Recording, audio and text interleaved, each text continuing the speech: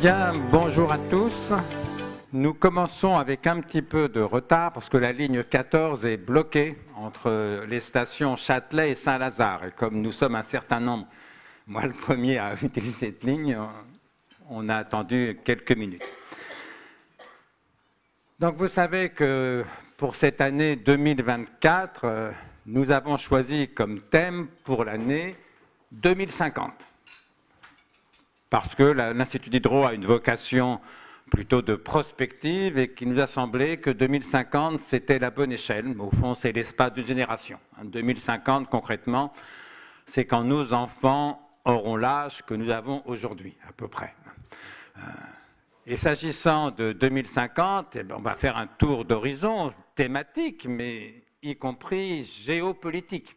Et géoéconomique, et évidemment, de ce point de vue, la question de l'Asie se posait évidemment de façon particulièrement cruciale. Et spécialement la question de la Chine, qui est depuis longtemps maintenant une énorme puissance et dont tout laisse indiquer qu'elle pourrait bien être en 2050 la première puissance du monde. Et sur ce thème de l'Asie en 2050, eh bien, nous avons le plaisir d'accueillir Valérie Niquet, que je remercie chaleureusement d'avoir accepté notre invitation. Valérie Niquet est politologue, sinologue, spécialiste de la Chine, mais aussi du Japon, où elle passe d'ailleurs une partie de l'année. Alors, sinologue, à la fois comme spécialiste de la Chine contemporaine, mais aussi de la Chine traditionnelle, si je dis, puisqu'elle a notamment traduit l'art de la guerre de Sun Tzu, je ne sais pas comment ça se prononce, j'ai vérifié les dates, Sun Tzu c'est le 6e siècle avant Jésus-Christ. Et Valérie Niquet, par ailleurs, est responsable du pôle Asie à la Fondation pour la recherche stratégique. Elle a publié plusieurs livres, notamment Les fondements de la stratégie chinoise, Economica 1997, La puissance chinoise en 100 questions, Talandier 2017, Le Japon en 100 questions, Un modèle en déclin, c'était le sous-titre, Talandier 2020, Chine-Japon, l'affrontement, Perrin 2006, enfin Taïwan face à la Chine, Talandier 2012. Et donc, nous ne pouvions pas trouver plus compétent pour parler de l'Asie en 2050. Valérie, la parole est à vous pour 40... Ah, pardon, un mot encore. Je rappelle la règle. Ces débats seront enregistrés, diffusés en direct sur Internet, resteront disponibles sur le site de l'Institut Diderot. Et donc, lors du débat, il importe que chaque intervenant commence par se présenter, dise son nom, éventuellement sa fonction, pour qu'on puisse lui attribuer ses propos dans la transcription qui sera publiée sur papier ultérieurement. Valérie, la parole est à vous pour 45 minutes. Bonjour, je vous remercie. Merci de m'avoir invitée. J'espère ne pas être trop interrompue par des quintes de toux parce que je sors comme beaucoup de gens d'une sorte de bronchiolite. Je pensais que seuls les enfants avaient des bronchiolites, mais apparemment les adultes aussi. Mais enfin, on va faire au mieux. Donc, un exposé liminaire et puis ensuite des questions, parce que je pense que la partie questions est importante pour creuser les points qui vous intéressent plus particulièrement. Et l'Asie en 2050, c'est très bientôt, 2050, vous l'avez dit, c'est dans un peu plus de 25 ans. Et l'âge d'être presque Premier ministre. Et en fait, avec une énorme difficulté, c'est que, évidemment, le reste du monde, on le voit aujourd'hui, est plongé dans toute une série d'incertitudes. Le Moyen-Orient, bien entendu, qui pose des questions très urgentes. L'Europe, avec cette guerre en Ukraine. Et paradoxalement, l'Asie, il n'y a pas de guerre chaude en Asie. Énormément d'incertitudes. Mais le gros point d'interrogation, et celui sur lequel je vais sans doute me concentrer, c'est évidemment ce que va devenir la Chine. Parce que quand on parle de l'Asie en 2050, il y a ce noyau, ce noyau dur chinois.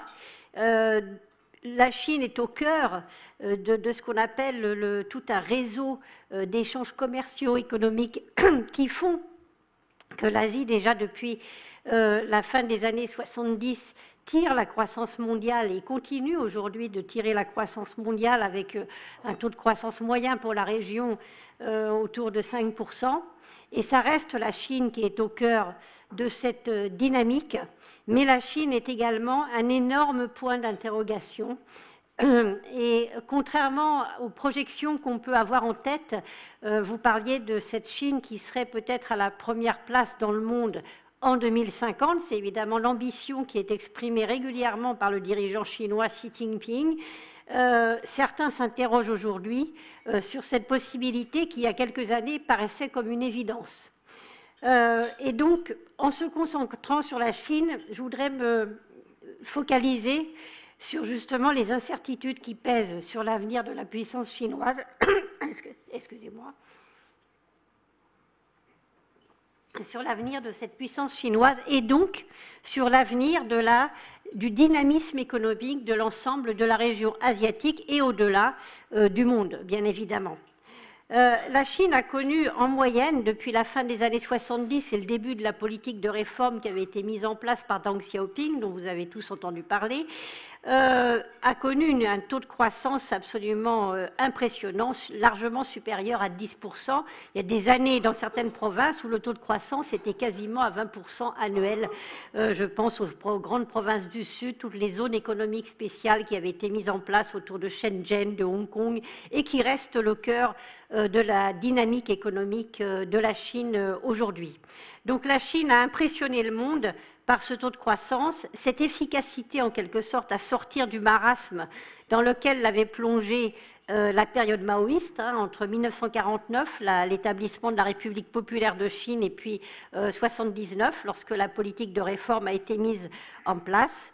Et la Chine, en libérant en quelque sorte tous les moyens de production, en levant les contraintes qui pesaient notamment dans les campagnes, mais également dans les villes, eh bien, a connu ce taux de croissance absolument formidable qui l'a mise aujourd'hui au deuxième rang des puissances économiques dans le monde, devant le Japon, ce qui a d'ailleurs été un traumatisme quand ça a été le cas à la fin des années 2010 pour le Japon, et derrière les États-Unis, en se demandant si justement la Chine, ne serait-ce que par sa masse, 1,4 milliard d'habitants à peu près, je dis, parce que les statistiques en Chine sont souvent sujettes à caution, eh bien, juste derrière la puissance américaine. Mais la Chine, aujourd'hui, se trouve face à un certain nombre d'interrogations dont elle a énormément de mal et qui pèsent sur la croissance chinoise depuis le milieu des années 2010, depuis déjà avant même la période du Covid, et dont elle a énormément de mal à sortir en raison de la nature de son système politique. Comme vous le savez, la Chine, c'est une république populaire, donc avec la dictature du Parti communiste qui n'est pas remise en cause, ça fait partie de la Constitution.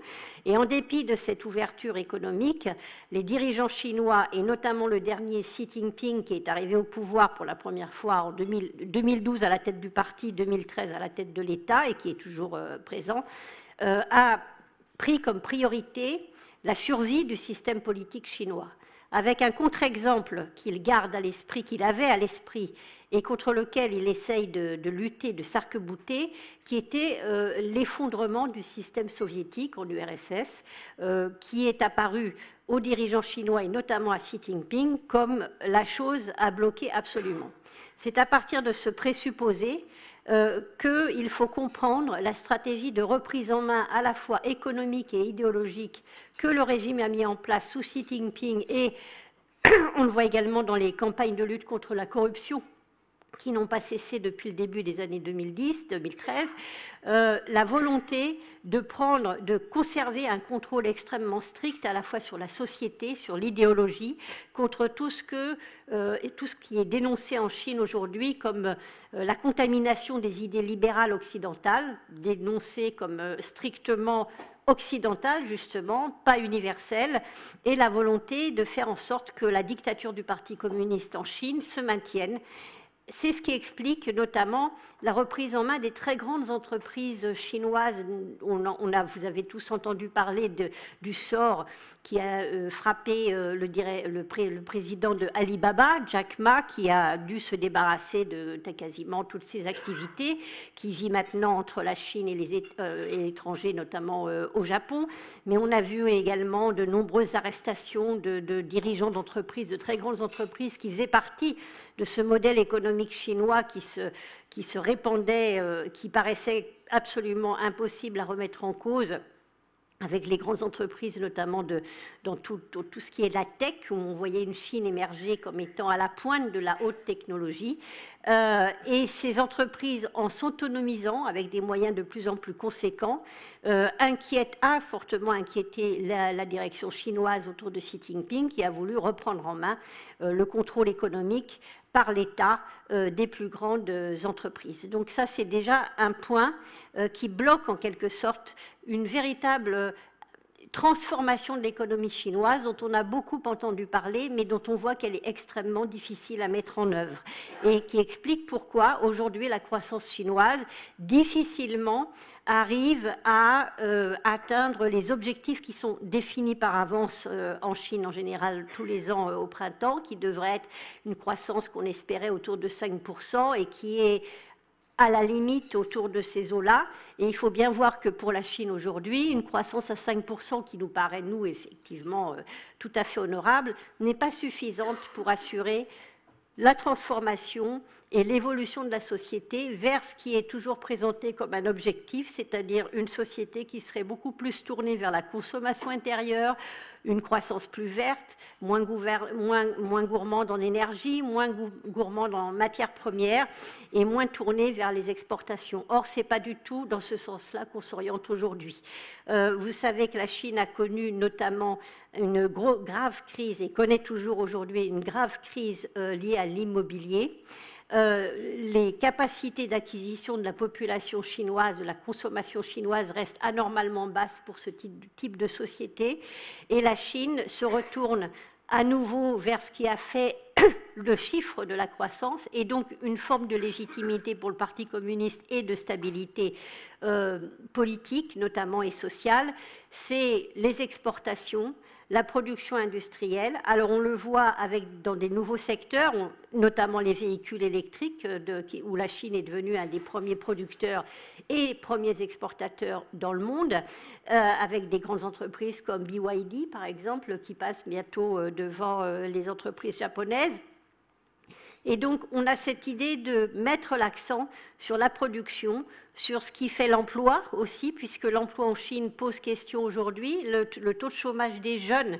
Et il faut bien voir qu'en Chine, quand on parle de taux de chômage des jeunes, on ne parle que de la population urbaine, c'est-à-dire que les campagnes, où il y a encore largement plus de 60% de la population vit, n'est pas prise en compte. Ne sont pas prises en compte non plus ce qu'on appelle en Chine les migrants de l'intérieur, c'est-à-dire des gens qui n'ont pas l'autorisation officiellement de s'installer en ville, mais qui le font évidemment depuis déjà des dizaines d'années, avec une conséquence, c'est qu'ils n'ont pas les droits sociaux qui sont liés à la domiciliation. C'est un système qui existait aussi à l'époque soviétique, c'est-à-dire qu'on a en Chine ce qu'on appelle le hukou, c'est le passeport intérieur, qui vous autorise à vivre et à travailler sur votre lieu d'origine, mais pas dans les grandes villes. Alors l'immigration existe, c'est eux qui ont fait toute la croissance chinoise, la construction, les entreprises, ils travaillaient dans les entreprises de biens de consommation, mais ils n'ont pas les mêmes droits.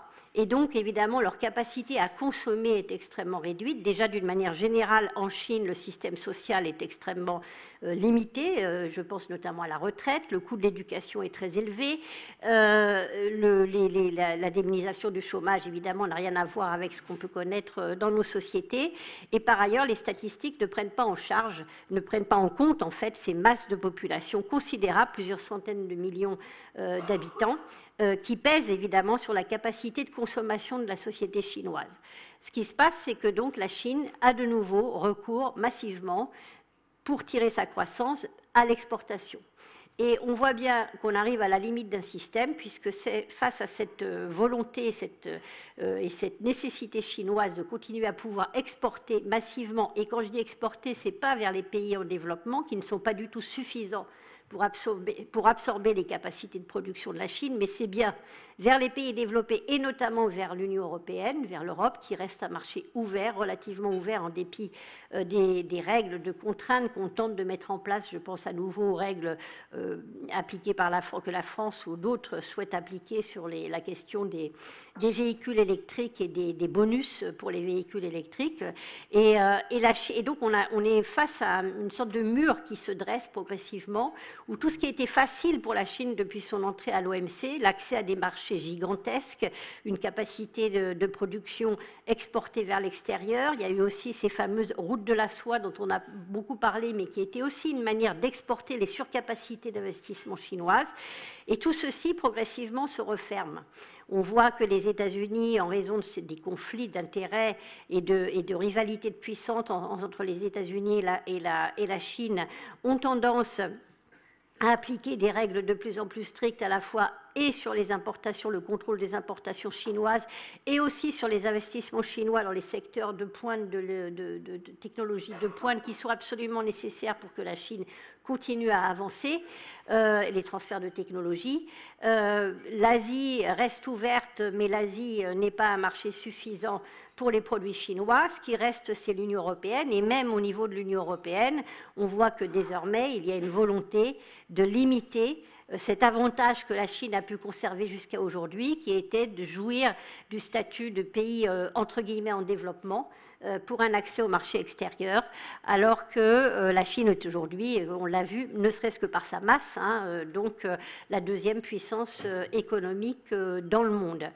Et sur ce tableau économique qui rend les choses très incertaines sur l'avenir de la puissance chinoise d'un point de vue économique, encore une fois, il se greffe évidemment le positionnement de Xi Jinping, le dirigeant chinois, qui, comme je vous l'ai indiqué tout à l'heure, a comme priorité la survie du Parti communiste, et avec deux jambes. Un, l'économie, donc il ne fera rien pour limiter tout ce qui peut faire la croissance chinoise, dont les exportations, en dehors du fait qu'il s'oppose à un monde extérieur qui est plus fermé, beaucoup plus fermé que lorsque la Chine a été admise à l'OMC. Et le deuxième poids, et qui d'ailleurs, par un effet boule de neige en quelque sorte, pèse également sur la perception de la puissance chinoise et donc sur la volonté de s'en protéger, c'est un nationalisme exacerbé et une projection sur un discours d'affirmation de la puissance chinoise, à commencer par sa propre région. Alors ça ne se traduit pas, contrairement à ce qu'on peut lire ou voir ici ou là, par la certitude d'une guerre demain entre la Chine, les États-Unis ou une action militaire de la part de Pékin. Je ne fais pas partie de ceux qui pensent que la Chine est prête à, par exemple, envahir Taïwan, on va y revenir.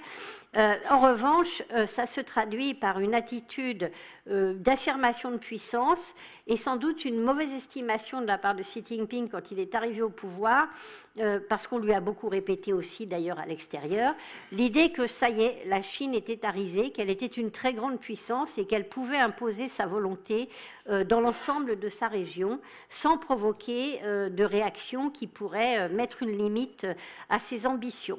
Et ce discours nationaliste ou d'affirmation de la puissance chinoise, qui est aussi un discours de rejet du modèle occidental et de coalition entre guillemets de toutes les nations de ce qu'on appelle le Sud global face à l'Occident, qui a beaucoup fonctionné parce que la Chine a des moyens d'action assez séduisant. En fait, la principale arme du soft power à la chinoise dont on parle, je pense par exemple sur le continent africain où la Chine a joué un rôle essentiel, c'est évidemment ce qu'on appelle parfois les facilités de décaissement sans trop de questions posées par les investissements chinois. On arrive là à une limite, par exemple. On a récemment, il y a eu plusieurs articles dans la presse, y compris la presse française, sur le rôle de la Chine en Afrique, par exemple, où aujourd'hui les investissements chinois, au milieu des années 2010, on avait des investissements ou des Chinois sur le continent africain qui étaient supérieurs à 20 milliards de l'équivalent de dollar. Aujourd'hui, cette année, lors des dernières visites, les promesses étaient à peine en dessous du milliard de dollars. Donc on voit qu'on a une diminution des capacités d'action de la Chine, y compris dans une zone où elle essaye d'étendre son influence parce que ça a des conséquences au niveau global, notamment à l'ONU, en Afrique. Donc la Chine a moins de moyens d'action à l'extérieur et dans sa propre zone, elle a créé une inquiétude qui en retour a provoqué notamment un rapprochement des pays de la région avec les États-Unis, par exemple. On a, en Asie aujourd'hui, la recherche principale face à la Chine, c'est à la fois continuer à bénéficier, dans la mesure du possible, des opportunités offertes par la puissance chinoise, notamment d'un point de vue commercial.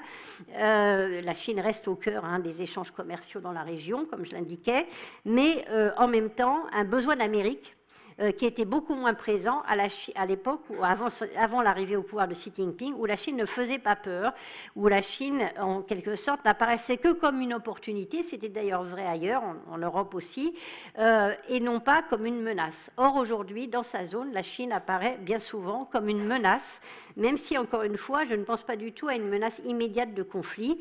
Simplement, son attitude d'affirmation de puissance par des moyens militaires, de pression indirecte. Je pense à la mer de Chine méridionale, où il y a très régulièrement des incidents, ce qui fait que les Philippines, qui étaient plutôt proches de la Chine, se sont à nouveau précipitées dans les bras des États-Unis. Je pense évidemment au Japon, dont l'économie, comme l'économie sud-coréenne d'ailleurs, est totalement imbriquée dans l'économie chinoise, c'est-à-dire qu'il y a une véritable interdépendance entre l'économie japonaise et l'économie chinoise, et encore plus pour la Corée du Sud, et en même temps, la Chine fait peur au Japon, et donc le Japon se précipite à nouveau vers cette alliance qui a toujours existé avec les États-Unis, mais qui a tendance à se renforcer. Donc on voit un Japon qui, au contraire, se prépare militairement, même si ses capacités d'action sont très limitées, et en tout cas est extrêmement vigilant sur la stratégie chinoise dans la région. Donc là aussi, un désir d'Amérique, entre guillemets, qui serait là comme protecteur depuis, ce qui est le cas depuis la Deuxième Guerre mondiale, mais qui ne va pas en diminuant, mais au contraire en se renforçant en raison de cette inquiétude à l'égard de la Chine.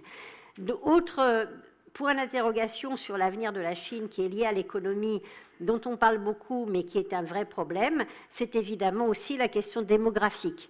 Alors, on parle beaucoup de la question démographique quand on pense au Japon, à la Corée du Sud, où les taux de natalité sont très bas, mais c'est un problème auquel la Chine est désormais confrontée. Tout simplement, c'est une des conséquences de cette politique qui a été mise en place à la fin des années 70 par Deng Xiaoping, qui était la politique de l'enfant unique, qui visait à limiter dramatiquement, enfin d'une manière très volontariste, le nombre des naissances, avec un enfant par famille, même si ça n'a pas toujours été appliqué avec autant d'exactitude, mais qui fait que la Chine, comme on le dit souvent désormais, est en train de devenir trop vieille, notamment dans les villes, avant d'avoir eu les moyens véritablement de prendre en charge cette population vieillissante, et surtout avec une économie qui ralentit, et donc une population notamment féminine qui, en dépit de toutes les... Là, on a remis en cause cette politique de l'enfant unique. Maintenant, au contraire, on essaye d'encourager les femmes, les familles à avoir 2 ou 3 enfants, mais ça ne fonctionne pas.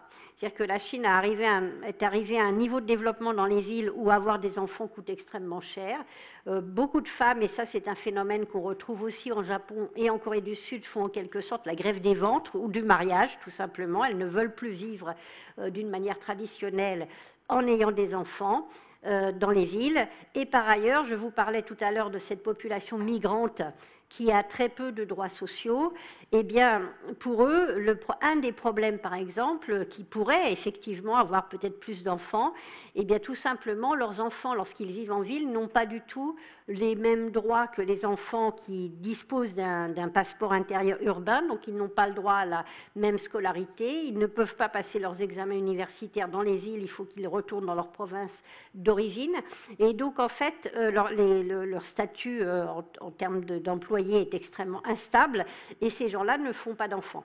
Et quand il y a des enfants, ils sont abandonnés dans les villages avec les grands-parents ou les oncles, et puis donc il y a vraiment un véritable blocage de croissance démographique pour la Chine, dont certains prévoient que la population pourrait diminuer d'une manière extrêmement rapide avant même la fin de ce siècle. Donc ça, c'est aussi un problème, puisque un des moteurs de la croissance chinoise, ça a été tout de même cette main-d'œuvre relativement qualifiée, massive, et qui a tendance aujourd'hui à diminuer, donc une augmentation des coûts qui fait qu'on assiste aussi à des phénomènes de délocalisation vers d'autres pays moins touchés, comme en Asie du Sud-Est ou en Asie du Sud. Donc ça, la démographie est aussi un problème très important, y compris d'ailleurs pour développer une capacité de consommation d'une population capable de consommer sa propre production en Chine même. Un des troisièmes points d'incertitude qui concerne la Chine, et dont tout le monde auquel on pense aujourd'hui, outre la capacité d'adaptation interne du système politique qui paraît pour le moment très bloqué, c'est la loyauté à l'égard du régime. On parle beaucoup du fait que Xi Jinping est sans doute le dirigeant depuis Mao Zedong qui aurait le plus de puissance et de capacité d'influence et de contrôle. Dès son arrivée au pouvoir en 2013, il a mis en place, j'en parlais tout à l'heure, une politique de lutte contre la corruption étant considérée comme au cœur des faiblesses internes du fonctionnement du Parti communiste. Mais en fait, cette corruption est totalement systémique, c'est-à-dire que sans changement du système, sans la mise en place de systèmes de contrôle, c'est extrêmement difficile de lutter contre. Il faut bien voir qu'en Chine, aujourd'hui, entrer au Parti communiste, que ce soit pour les dirigeants politiques ou pour l'administration, les intellectuels, etc., ça n'est pas par amour du peuple ou pour servir le peuple, comme on dit en chinois, wei jin min fu, ça veut dire servir au service du peuple, en théorie. En réalité, c'est une sorte de super club qui permet d'avoir accès à des positions privilégiées et donc à des prébendes dans la mesure où, évidemment, tous les systèmes d'autorisation pour une entreprise, pour les financements, il y a une sorte de noyau dur autour du Parti communiste qui offre toutes les possibilités d'autorisation, notamment dans les affaires, et que donc la tentation de la corruption est constamment présente. Sauf, et c'est plutôt le contraire qui est l'exception, que ça fait partie du système. Xi Jinping, qui voit bien les mécontentements que cette corruption, à la fois et du quotidien et au niveau des affaires, c'est aussi ce qui explique l'enrichissement absolument extraordinaire d'un certain nombre, les classes moyennes chinoises, mais aussi les classes dirigeantes dont on a énormément parlé, qui font partie des grands consommateurs des produits de luxe dans le monde. C'est très lié à ces phénomènes de corruption qui sont vraiment qui font partie du fonctionnement du Parti communiste en Chine aujourd'hui. Donc Xi Jinping a lancé des grandes campagnes de lutte, d'arrestation, qui ont touché plusieurs millions de personnes en Chine, donc c'est quelque chose qui a été très, très vaste, qui a eu premier effet de paralyser d'une certaine manière le fonctionnement, y compris économique dans les provinces, parce que tout le monde s'inquiétait de moindres mouvements et de cette fameuse commission d'inspection de la discipline qui terrorise absolument tout le monde. Donc il y a un phénomène de paralysie. Ça n'a pas supprimé les phénomènes de corruption. Et on voit aujourd'hui que la loyauté se pose, y compris au cœur de ce qui fait la puissance du Parti communiste en Chine, notamment dans sa capacité d'impressionner à l'extérieur, c'est l'armée. Puisque là, il y a encore quelques semaines, alors je rappelle que depuis cet automne, on a eu la disparition du ministre des Affaires étrangères qui n'est plus là, ancien ambassadeur de Chine aux États-Unis, nommé directement par Xi Jinping qui a disparu. Ensuite, le ministre de la Défense. Alors tout ça, alors que les grandes campagnes de remise à plat, entre guillemets, morale en Chine, comme datent des années 2013, donc il y a plus de 10 ans. Donc c'est quelque chose qui continue. La disparition également du ministre donc, de la Défense, pareil. Et puis là, on a appris récemment qu'il y a au moins une dizaine, plus d'une douzaine même, d'officiers de l'armée populaire de libération qui ont disparu aussi, et qui ont été éliminés, non pas physiquement, mais en tout cas dont on ne sait pas ce qu'ils sont devenus, qui n'ont plus perdu leur fonction, et qui, eux, venaient tous de cette fameuse, le cœur de ce qui constitue la puissance, de projection de puissance et également de dissuasion de la Chine, qui est ce qu'on appelle la force des lanceurs au sein de l'APL, qui est responsable de tout ce qui est la capacité des missiles balistiques et nucléaires de la Chine. Donc c'est ce qui constitue en quelque sorte la force d'impression de la Chine. C'est vrai que la Chine est une puissance, y compris une puissance nucléaire, et ce cœur-là, sur lequel se concentraient tous les efforts de modernisation, de développement des capacités, et bien là, il y a une douzaine d'officiers qui ont également disparu. Donc on voit bien que le contrôle social, le contrôle politique, y compris au sein du parti, et y compris de la part d'un dirigeant comme Xi Jinping, présenté comme absolument sans contestation, on en voit les limites. Et au-delà même de cette campagne de lutte contre la corruption qui ne se termine pas et qui manifestement est relativement peu efficace, évidemment, la question, c'est le pilotage de la société chinoise, l'adhésion du parti, l'adhésion de la population. Alors, il y a très peu de manifestations en Chine. On en a vu quelques-unes au moment, à la fin de la période Covid, qui, là aussi, apparaissait comme une décision extrêmement sévère de contrôle total de la société, puis finalement qui est tombée d'une manière assez brutale avec quelques manifestations dans les plus grandes villes. Donc, on voit bien que le pilotage excusez-moi, de la société, de l'économie chinoise, contrairement à l'image qu'on peut parfois en avoir à l'extérieur, est peut-être moins efficace, entre guillemets, excusez-moi, voilà, que l'image qui est projetée de la Chine aujourd'hui. Alors un autre, évidemment, point d'interrogation qui pèse sur ce que deviendra la Chine en 2050.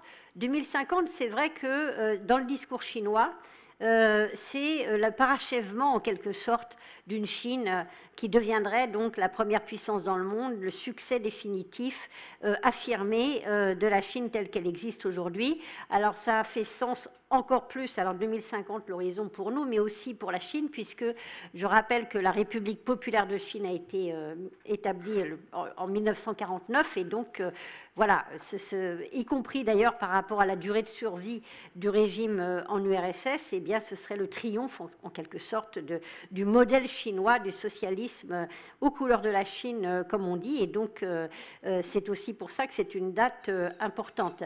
Alors, outre ces problèmes intérieurs, sociaux, économiques dont je vous ai déjà parlé, relations à l'extérieur pour continuer la croissance chinoise à un rythme suffisamment soutenu pour qu'elle puisse s'imposer véritablement.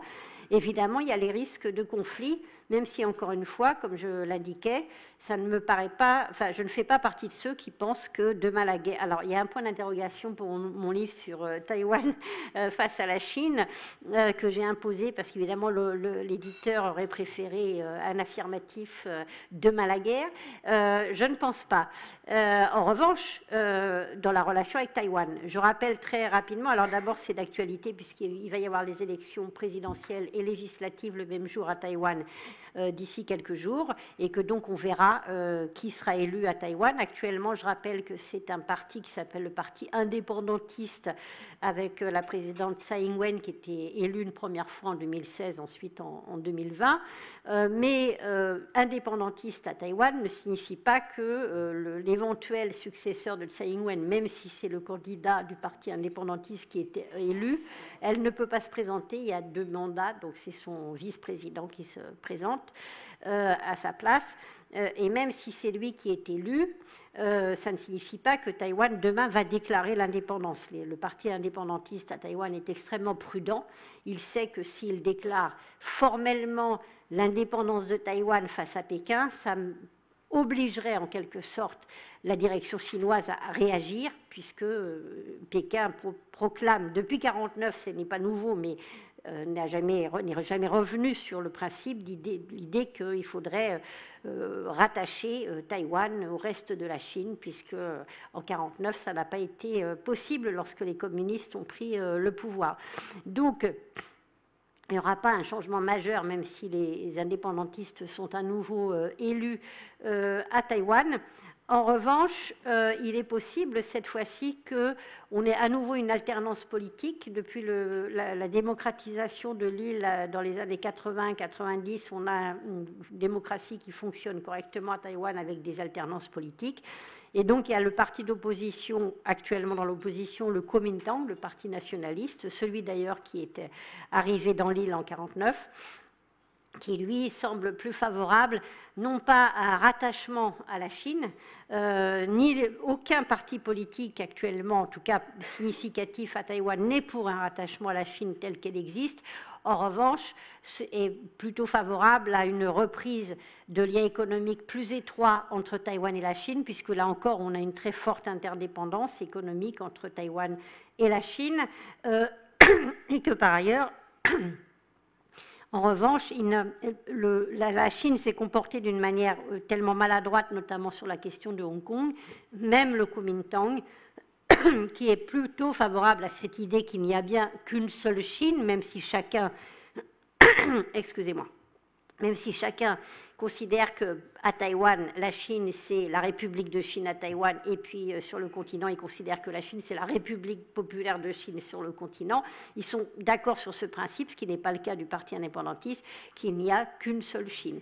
Mais il n'y aura pas de changement majeur, il n'y aura sans doute pas, il n'y aura pas de bouleversement majeur, quel que soit le résultat, à mon avis, des élections à Taïwan. Évidemment, si le Kuomintang arrive au pouvoir, ça permettra à Pékin, entre guillemets, de rétablir des relations, un dialogue politique de haut niveau entre Taïwan, entre les deux rives du continent, mais ça ne débouchera pas sur une réunification de l'île, dont personne ne veut à Taïwan. Il y a à peine 5% de la population taïwanaise qui est favorable à une réunification avec le continent.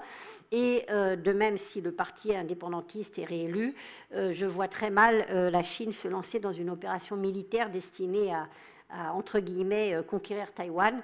D'abord parce que la Chine, comme je vous l'ai indiqué tout à l'heure, est confrontée à des problèmes économiques, sociaux, de stabilité politique, de contrôle politique en interne, qui fait que la priorité, si le Parti communiste veut aboutir à son ambition qui est de se maintenir au pouvoir, eh bien, c'est de continuer à accorder la priorité au développement économique. La Chine n'est pas sortie des problématiques. À la fois est une très grande puissance, pèse d'une telle masse que sur nos économies, c'est considérable, notamment, je vous l'ai rappelé, en matière d'exportation, de biens de consommation. Mais la Chine a encore des besoins considérables en termes de développement économique pour assurer une stabilité politique et sociale sur son propre territoire. C'est la seule adhésion de la population chinoise au Parti communiste, c'est sa capacité à assurer un minimum de développement économique et d'amélioration de la situation, ce qui est de moins en moins le cas. Donc la priorité pour le parti, s'il veut se maintenir au pouvoir, c'est ça. Ça n'est certainement pas de se lancer dans une opération militaire perdue d'avance à l'égard de Taïwan. Bien entendu, quand on compare les capacités militaires de Taïwan d'un côté seul et puis la Chine de l'autre, Chine deuxième puissance militaire dans le monde, avec un budget qui est le deuxième derrière les États-Unis, et puis des moyens considérables, mais ça ne signifie pas que la Chine peut se lancer dans une opération militaire. Et même, Taïwan n'est pas l'Ukraine. On a beaucoup dit aujourd'hui l'Ukraine, demain Taïwan, ne serait-ce que géographiquement, physiquement. Traverser le détroit de Taïwan pour se lancer dans une opération d'invasion de l'île est encore plus complexe que ce qu'a pu accomplir avec difficulté. Mais enfin, ils sont toujours là, la Russie en Ukraine. Hein, donc c'est quelque chose. Et tout ça, il faut bien le voir, sous l'observation très attentive des États-Unis, qui, si la Chine bougeait, ça se verrait évidemment très vite, et donc avec des capacités de pression, de sanctions éventuelles, avant même toute action, qui serait très importante. Donc, je n'imagine pas du tout un conflit demain entre Taïwan et la Chine, sauf si Taïwan déclarait l'indépendance, mais encore une fois, ça ne me paraît pas la perspective la plus logique. Et puis derrière, évidemment, et là on en arrive à un autre élément qui est plus élargi en termes de prise en compte des incertitudes, c'est la relation Chine-États-Unis.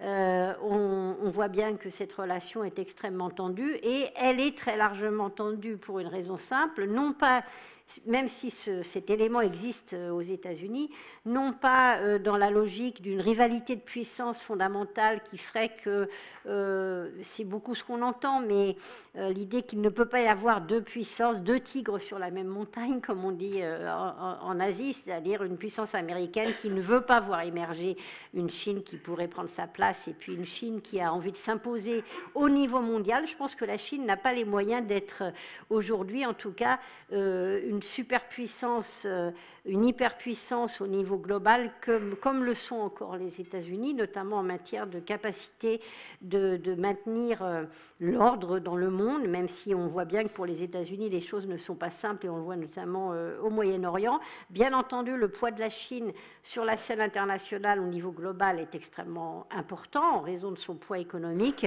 mais en termes de capacité d'action, ça reste relativement limité, et elle est focalisée en fait sur ses propres intérêts, accès au marché, sécurisation, mais on en est encore loin des voies de communication, accès aux sources d'énergie. Donc ce sont ces priorités-là qui sont importantes pour la Chine, et je ne pense pas que ce soit de vouloir dominer le monde et de jouer, entre guillemets, les gendarmes du monde, comme ont pu le faire les États-Unis jusqu'à maintenant. Mais cette rivalité, elle existe parce qu'en Asie, comme je vous l'ai indiqué, la Chine fait peur, et que donc de plus en plus, on se tourne vers les États-Unis en espérant qu'ils restent engagés dans la région. C'est la grosse question qui se pose à la fois pour le Japon, pour les pays d'Asie du Sud-Est, qui, encore une fois, veulent à la fois faire du business avec la Chine, mais en même temps être protégés par les États-Unis. Et c'est là, évidemment, c'est dans cette contradiction, avec une Chine qui aimerait retrouver une sorte d'harmonie traditionnelle, où la Chine serait naturellement acceptée comme le leader incontesté dans sa propre zone, alors que les pays de sa propre région ne sont pas dans cette ligne d'analyse, et au contraire veulent une force d'équilibre. Et cette force d'équilibre aujourd'hui, c'est la puissance américaine. Alors, je vois qu'il me reste peu de temps avant mes 45 minutes d'exposé. Et donc, je voudrais juste toucher un mot d'autres puissances régionales qui ont joué un rôle considérable ou qui pourront éventuellement jouer un rôle plus important, mais dont, pour le moment, ils ne sont pas en position, en quelque sorte, et c'est pour ça que pour nous, c'est une très grosse interrogation, c'est que ce rôle moteur de la Chine, il n'y a pas d'alternative, en fait, en réalité aussi, même si ça pose à la fois, ça pose une série de problèmes considérables en raison même de ce poids de la Chine et des incertitudes qui pèsent sur son futur et qui auront des conséquences qui a des conséquences sur l'ensemble de l'économie au niveau global, y compris pour nous en Europe. Mais en face, qu'est-ce qu'on a ? On a le Japon qui reste qui cette année est passé juste derrière l'Allemagne, mais c'est en raison des taux de change, puisque le yen est extrêmement bas en ce moment. Mais enfin, le Japon qui reste à la troisième puissance, à la troisième place dans le monde en termes économiques. Mais un Japon, et vous pourriez y séjourner quasiment tous les ans depuis déjà très longtemps, un Japon dont on voit qu'il a du mal à rentrer dans le monde, en fait. Un Japon qui, quand on l'examine, quand on y vit pour une bonne partie de l'année, depuis encore une fois quasiment 30 ans maintenant, reste à la fois des forces d'efficacité économique, mais en même temps de très très gros blocages sociétaux qui pèsent, à mon avis, sur la capacité. On a l'impression d'avoir un pays qui est de plus en plus refermé sur une sorte de bulle qui reste très confortable. Le Japon est un pays extrêmement confortable à vivre, très efficace dans la vie quotidienne, mais qui a des gros blocages en termes d'innovation, en termes d'évolution politique également, de renouvellement de la classe politique, en termes de la bon, il y a un gros problème évidemment démographique au Japon, comme en Corée du Sud d'ailleurs, mais la place des femmes dans la société, par exemple, qui évolue extrêmement peu et qui pèse évidemment sur la capacité du Japon à rester dans la course, entre guillemets, à la fois en termes d'innovation, de capacité de production, de dynamisme. Et donc un pays qui reste très en retrait, même par rapport à la Chine d'ailleurs, dans ses capacités d'investissement, d'implication, et quels que soient les discours qu'on puisse entendre sur le rôle du Japon sur la scène internationale. J'ai l'impression que j'ai face au Japon, même si on voit bien qu'il y a des tentatives par exemple, de relocalisation de tout ce qui est entreprise liée aux microprocesseurs avec l'installation d'usines taïwanaises de TSMC. Bon, ça, je n'ai pas développé, mais on pourra revenir, qui s'installerait au Japon également, avec des gros efforts de la part du gouvernement japonais pour tenter de créer, de recréer en quelque sorte une industrie des microchips en Japon même, où le Japon était en pointe mais avait perdu énormément de ses avantages. On le voit également dans l'industrie automobile, où le Japon a énormément de mal à prendre le virage, a eu beaucoup de mal à prendre le virage des véhicules électriques, donc vit beaucoup sur son passé en quelque sorte. Et encore une fois, une société qui vit très repliée sur elle-même, assez peu internationalisée, parlant toujours mal anglais. Je le vois très bien en invitant des chercheurs japonais, où on a toujours accès à peu près au même, un petit pool très limité de gens qui sont capables de s'exprimer en anglais. Donc des interactions très limitées avec le monde extérieur, même si le Japon a un discours qui se veut beaucoup plus en pointe sur son rôle sur la scène internationale. En réalité, ça reste très très bloqué, je trouve. C'est dommage, mais ça fait des années qu'on parle du Japon avec une sorte d'évolution de la société qui se tournerait plus vers l'extérieur, et c'est plutôt un phénomène inverse auquel on insiste.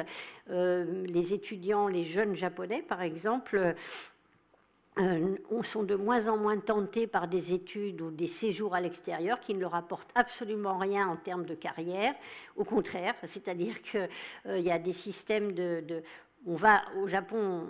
Quand on en a la possibilité, on va dans les très grandes universités comme Todai, par exemple, et puis on passe 3 ans à Todai, et puis on est recruté chaque année. Des cohortes de recrutement ont lieu au mois d'avril pour tout le monde à la même période, que ce soit les grandes entreprises ou dans l'administration. Et ensuite, on fait toute sa carrière dans ces très grandes entreprises. Et à côté de ça, il y a un volant de plus en plus important de gens qu'on appelle des fruiteurs, ou qui ont qui ne sont pas embauchés à vie, avec un niveau de vie qui a tendance d'ailleurs à diminuer, des salaires qui n'augmentent pas.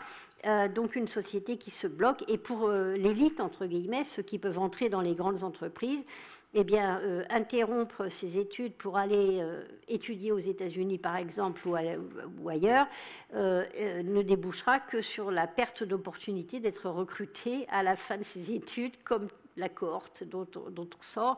Et donc, l'idée, c'est de rester replié sur soi, dans une société, encore une fois, très confortable, qui ne fait pas peur.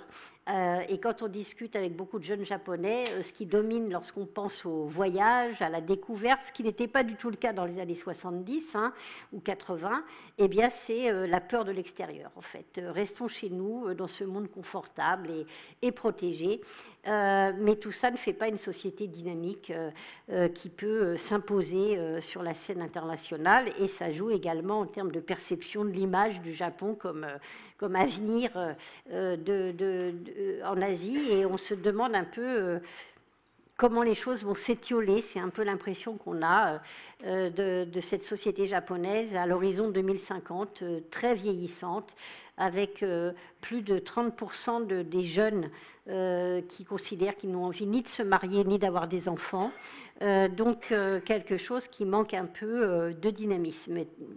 Donc ça, c'est vraiment un point d'interrogation, ce Japon, qui soit capable d'attirer, y compris dans les relations internationales, dans ses relations avec les autres, où on a l'impression souvent que le Japon est un peu laissé pour compte, parce que finalement, ça ne compte pas, bien que, encore une fois, le Japon reste reste à la 3e place pour le moment encore, avec l'Allemagne en limite, dans la hiérarchie économique mondiale. Et puis pour terminer rapidement, un peu trop rapidement d'ailleurs, il y a l'Inde dont on parle beaucoup et qui, elle, connaît, alors par rapport à... Donc il y a des élections en Inde aussi cette année, où M. Modi sans doute sera réélu. Mais l'Inde qui connaît des taux de croissance autour de 6-7%, donc quelque chose d'assez significatif. Mais juste un point pour l'Inde en comparatif. Alors d'abord, ça reste très en dessous de la puissance économique chinoise. Et il y a juste un point que je voudrais signaler qui explique aussi une des raisons pour lesquelles l'Inde n'est pas la Chine, et même si elle joue un rôle, par exemple, on sait qu'en Afrique, l'Inde commence à jouer un rôle aussi important en termes d'investissement, d'exportation, de biens de consommation accessibles, etc. Donc l'Inde, et en termes d'ailleurs d'actions stratégico et géopolitiques, l'Inde joue un rôle important. Elle fait partie de ce qu'on appelle la Quad, les pays Inde, Japon, Australie, États-Unis, qui tentent de mettre en place une sorte de stabilité stratégique face à la Chine dans la zone Indo-Pacifique. On a connu les grands investissements indiens dans le secteur industriel, notamment l'acier, même si depuis il y a eu des problèmes aussi. Mais l'Inde, la grosse différence quand on regarde l'Inde et la Chine, c'est que la Chine, et c'est ce qui a fait sa puissance et sa capacité de développement, et qui existe encore puisque l'interdépendance n'a pas disparu, c'est que la Chine a bénéficié et bénéficie encore aujourd'hui d'investissements absolument considérables en provenance de ce qu'on appelle le monde chinois. Il faut bien voir que ce qui a tiré la croissance chinoise, ce qui a permis le développement fulgurant de la Chine dans l'industrie, c'est les investissements chinois d'outre-mer, alors Hong Kong et puis également Taïwan. C'est quand on parle de cette imbrication économique entre Taïwan et la Chine, les grands investisseurs taïwanais, dans les années 70-80, ont massivement investi dans l'économie chinoise, qui a permis ce développement absolument extraordinaire, considérable. Et je vous cite un seul exemple que vous connaissez, c'est Foxconn. Foxconn qui embauche plus d'un million d'employés en Chine, sur le continent chinois, qui produit... Alors là, il y a des problèmes à cause des mesures de contrôle, de transfert de technologie de la part des États-Unis, mais enfin, tout ce qui est haute technologie, entre guillemets, ordinateurs, Apple, etc. Enfin, donc c'était produit en Chine par Foxconn, qui est une entreprise taïwanaise, et c'est un des exemples, mais véritablement, la Chine a bénéficié de cette manne extraordinaire des investissements chinois d'outre-mer qui se sont massivement localisés en Chine à partir du moment où la Chine s'est lancée dans une politique de réforme. Et ça continue à exister. Y compris aussi, quand on parle d'interdépendance Taïwan-Chine, il faut bien voir qu'encore aujourd'hui, même si Taïwan parle souvent de relocaliser vers le sud ou de développer des liens économiques avec d'autres régions que la Chine continentale, 35% des exportations de Taïwan se font encore en direction de la Chine, et parce qu'en fait c'était tout un jeu c'est lié à la production et aux investissements taïwanais. Il y a plusieurs centaines de milliers d'entreprises taïwanaises en Chine aujourd'hui, et tout ça, l'Inde, même s'il y a une communauté indienne entre guillemets d'outre-mer, mais qui n'a rien à voir en termes de capacité d'investissement et d'implication économique que ce que la Chine a connu. Et ça, pour le moment, l'Inde ne peut pas le rattraper, ne l'a pas rattrapé, ce qui fait que l'Inde pèse d'un poids géopolitique important, elle pèse dans sa région, elle connaît des taux de croissance qui sont significatifs. L'économie indienne se porte mieux que ce que ça n'était le cas auparavant. Mais pour le moment, en termes de leader de la croissance mondiale et à l'horizon 2050, je vois mal l'Inde, à moins d'un effondrement chinois, qui est toujours possible. Là, n'oublions pas les grandes surprises stratégiques qu'on a eues au XXe siècle. La Chine est un régime qui n'a pas connu sa transition politique depuis 1949. Et donc, avec tous les points d'interrogation dont je vous ai parlé, si l'économie continue à trop ralentir, si la population a l'impression que son avenir n'existe plus, on ne peut absolument pas exclure la question de l'effondrement ou du blocage total de l'économie chinoise. Alors évidemment, là, ça relancerait tous les équilibres et toutes les relations qui existent dans la région et donc, plus globalement, les conséquences au niveau mondial. Voilà, je vous remercie de votre attention pour un exposé un peu échevelé, mais enfin, on pourra continuer d'une manière plus précise avec vos questions.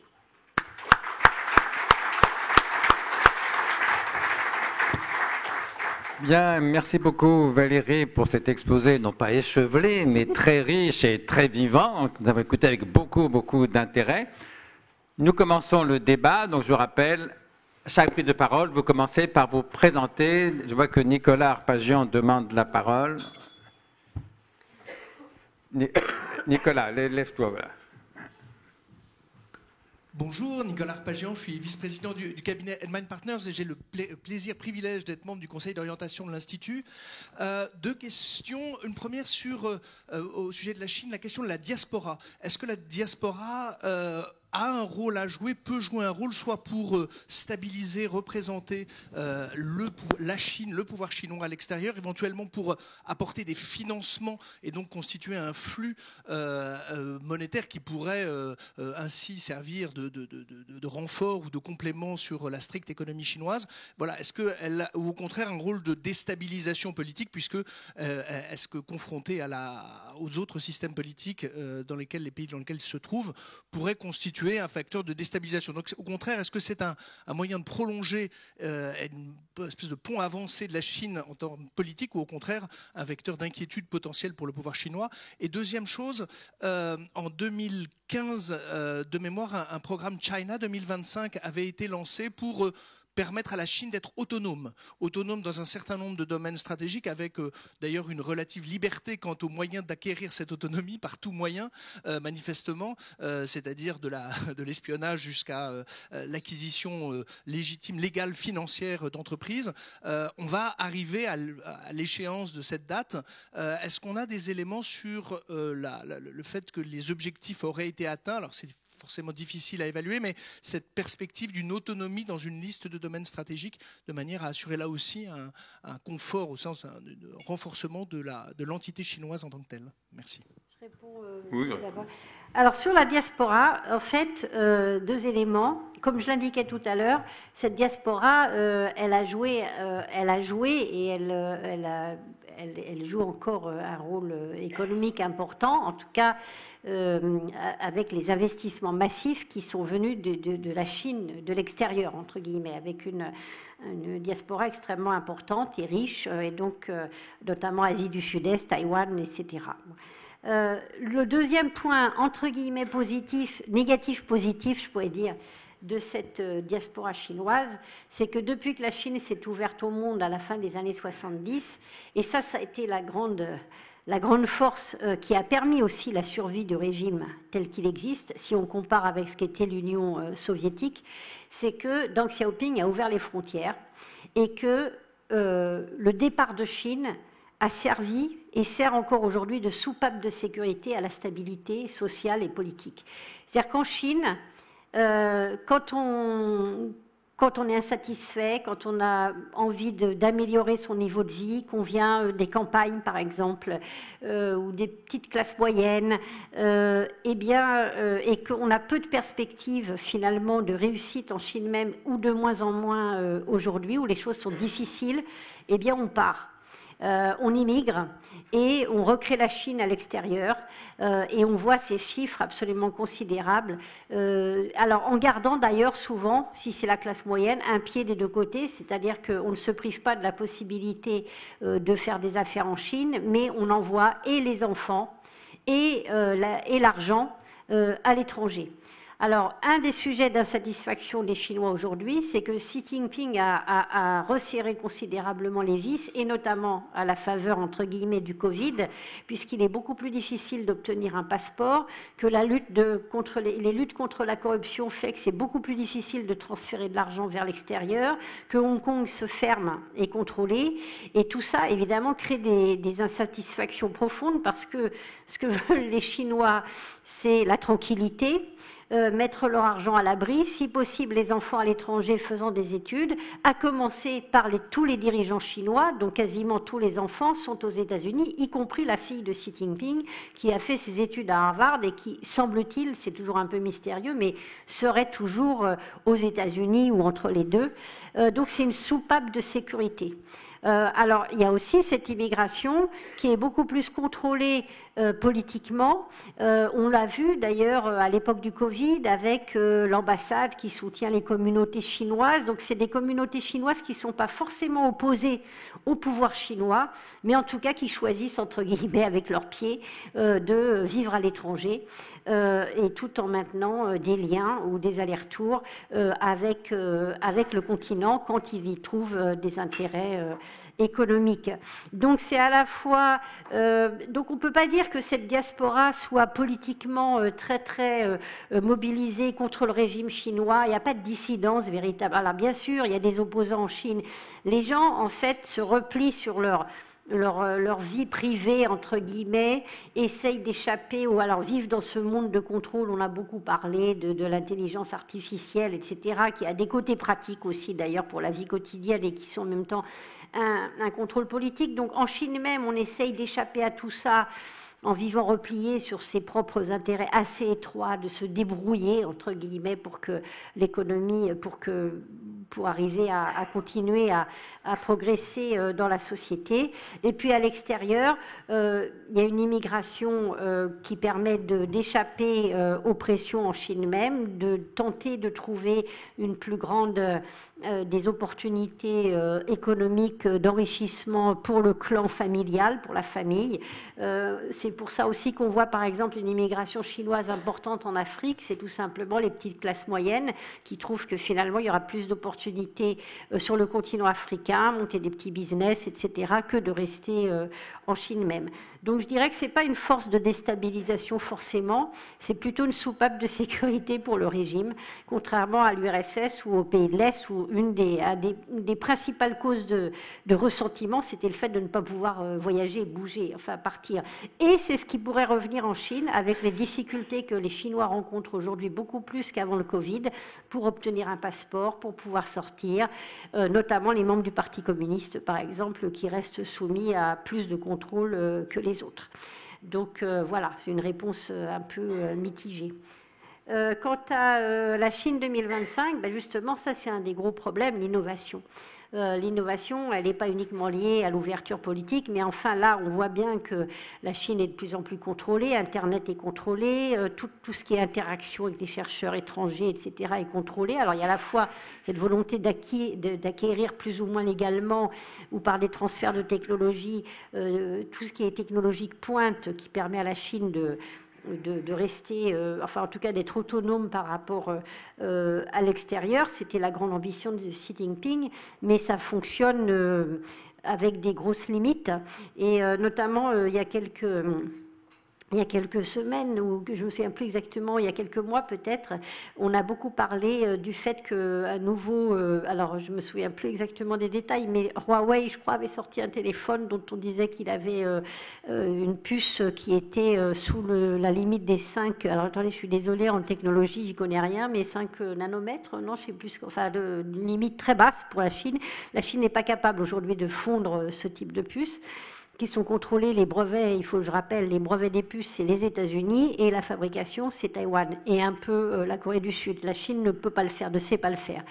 Et en fait, en décortiquant le téléphone, finalement, on s'aperçoit que c'était une puce taïwanaise. Donc il y a cette idée, pour la Chine, c'est très important, de ce discours de dire, regardez, nous sommes à la pointe, et ça a longtemps marché, hein, on a dit, regardez, la Chine, maintenant, c'est à la pointe de la haute technologie.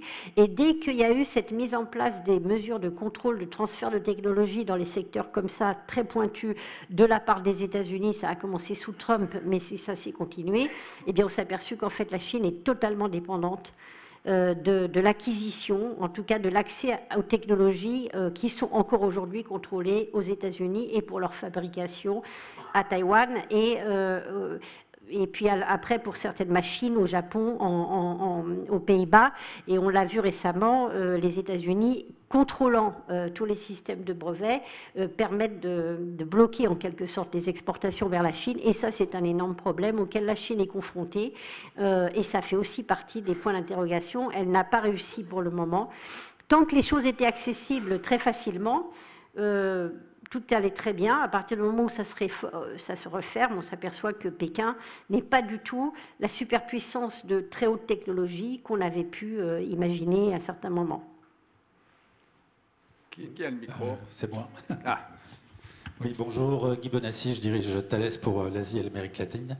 J'avais une question sur un pays que vous n'avez pas mentionné dans votre exposé, qui est l'Indonésie. Donc l'Indonésie, fort de plus de 200 millions d'habitants, un dynamisme économique assez significatif, une volonté de non-alignement. Donc je voulais avoir votre avis sur ce que pourrait devenir l'Indonésie d'ici 2050. Merci. Alors, je ne suis pas spécialiste de l'Asie du Sud-Est, en tout cas, je m'intéresse à l'Asie du Sud-Est dans ses relations avec la Chine. Ce qui est vrai, c'est que l'Indonésie, notamment pour la France, est un pays qui offre un certain nombre de perspectives de coopération, notamment en matière d'armement, par exemple.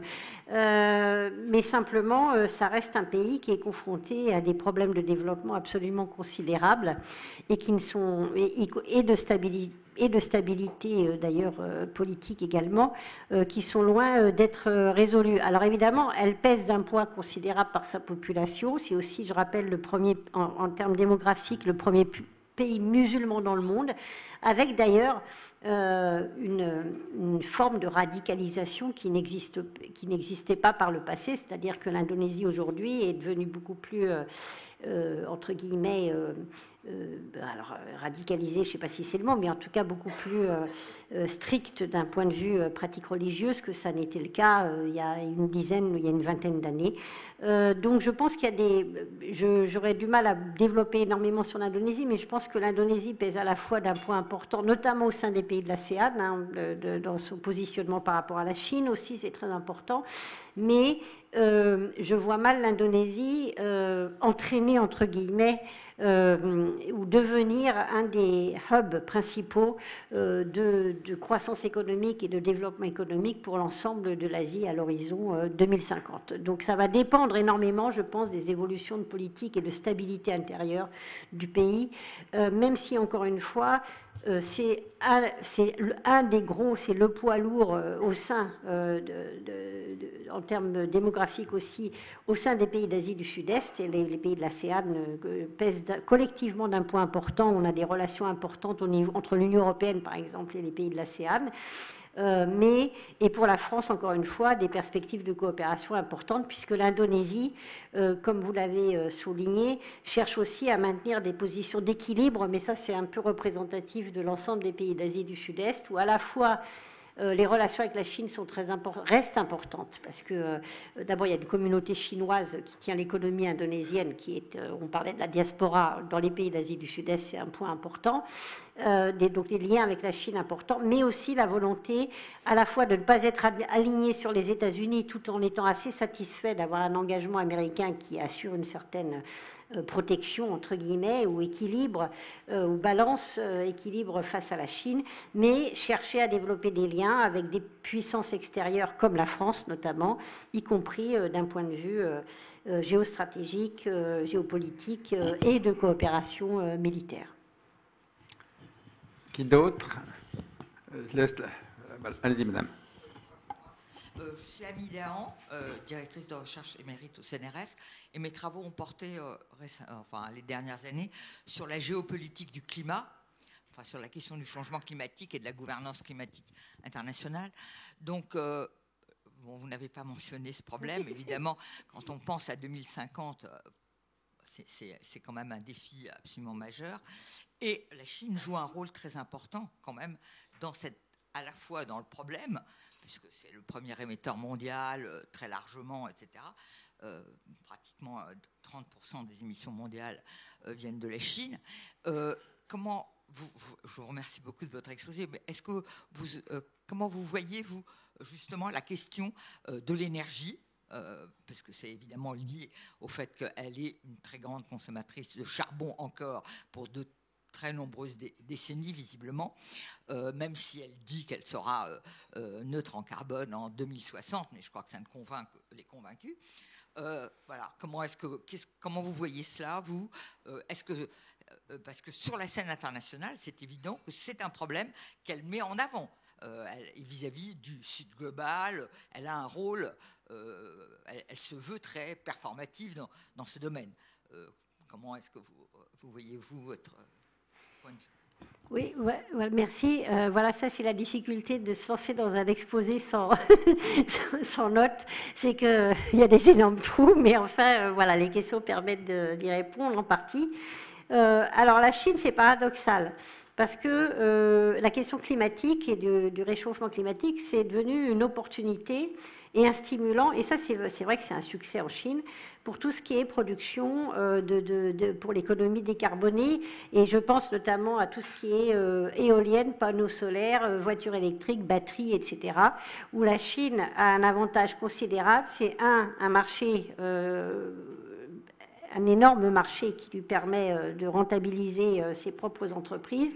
2, une absence totale, enfin une absence très forte de mesures de contrôle social, environnemental, qui fait que, par exemple, on a beaucoup parlé de l'accès de la Chine aux terres rares, enfin à tous ces matériaux qui sont nécessaires pour ce type de produits.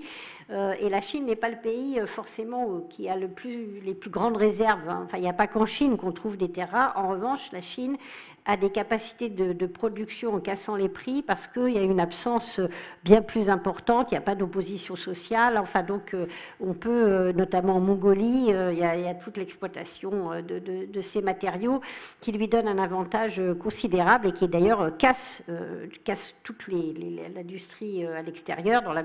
C'est très difficile de rivaliser avec les coûts. Et la Chine également est un grand exportateur maintenant, on le voit bien, enfin ça commence à devenir un très grand exportateur. Alors les panneaux solaires en Europe, on en a parlé, les éoliennes, et puis surtout maintenant les voitures électriques, en dépit des mesures qu'on tente de mettre en place, les batteries, les usines de batteries. BYD d'ailleurs va essayer de contrôler aussi contourne par exemple les mesures qu'on tente de mettre en place. Ils vont ouvrir des usines en Hongrie là récemment. Donc en fait, c'est devenu un moteur c'est un moteur relais en fait de la croissance chinoise. Donc la Chine insiste énormément sur ces éléments-là et avec un argument qui est assez vrai, c'est que si on veut décarboner vu les problèmes de niveau de vie, de coûts, eh bien les produits chinois étant beaucoup moins chers. Et alors je ne parle même pas du continent africain et autres, où alors les moyens d'acquisition sont encore plus bas, bien la Chine massivement peut inonder le monde de produits accessibles qui rendraient acceptable socialement la transition dont on parle beaucoup dans nos pays climatiques. Et surtout au niveau européen, on a relativement peu de contrôle par rapport, si on compare avec par exemple le Japon ou les États-Unis qui eux sont beaucoup plus tentent de contrôler. Alors en revanche, en ce qui concerne les actions chinoises sur sa propre décarbonation, alors le climat est devenu pour la Chine, ils ont compris que c'est assez... enfin, en tout cas, quand la Chine veut relancer une forme de dialogue apaisé, en tout cas trouver un moyen de dialoguer, eh bien le climat est là. Et encore récemment, il y a eu des déclarations, assez régulièrement, il y a des déclarations Chine-États-Unis qu'on met beaucoup en avant, où les deux se présentent comme étant prêts à faire des efforts en la matière, puisqu'ils font partie des premiers. Mais on a l'impression que c'est essentiellement un objet de dialogue, enfin une manière d'accrocher en quelque sorte un élément positif de dialogue dans une relation qui est un peu difficile et d'apparaître d'une manière positive sur la scène internationale quand la Chine veut montrer qu'elle fait des efforts. En revanche, comme vous l'avez signalé, et comme j'ai essayé de l'indiquer, la priorité pour le régime actuellement, c'est le développement économique à n'importe quel coût. Et ça n'est certainement pas se priver du charbon, qui est une ressource extrêmement abondante en Chine, bon marché, et qui constitue encore aujourd'hui, alors je ne me souviens plus des chiffres exacts, mais je pense qu'on est encore autour de 60%. du mix énergétique, et les choses n'évoluent pas tant que ça, parce que finalement, pour la Chine, le charbon, c'est facile, et donc ils en ont des réserves considérables. Ils continuent de fabriquer largement, encore aujourd'hui, ils avaient suspendu, mais ils ont repris la construction de centrales à charbon, ils en exportent aussi énormément vers le Pakistan, vers d'autres pays. Donc la Chine n'est pas partie pour laisser tomber ce qui fait ce qui est aussi un des moyens du maintien de son développement économique, c'est-à-dire l'accès à cette énergie bon marché dont elle a en abondance. Ensuite, il y a le pétrole qui reste aussi très important. Bien sûr, on a vu qu'il y a eu une progression importante du nucléaire, mais enfin, ça reste sous 5%. Je crois que c'est vraiment encore... voilà, ça a baissé. Et alors, en revanche, pour nous, quand même point d'inquiétude, c'est qu'après avoir beaucoup coopéré avec la Chine dans le domaine du nucléaire, eh bien aujourd'hui la Chine commence à fabriquer des réacteurs. Là aussi, techniquement, vous êtes sans doute mieux placé que moi pour m'expliquer quel type de réacteur, mais enfin qu'elle songe à exporter assez massivement en direction des pays comme notamment sur le continent africain, par exemple.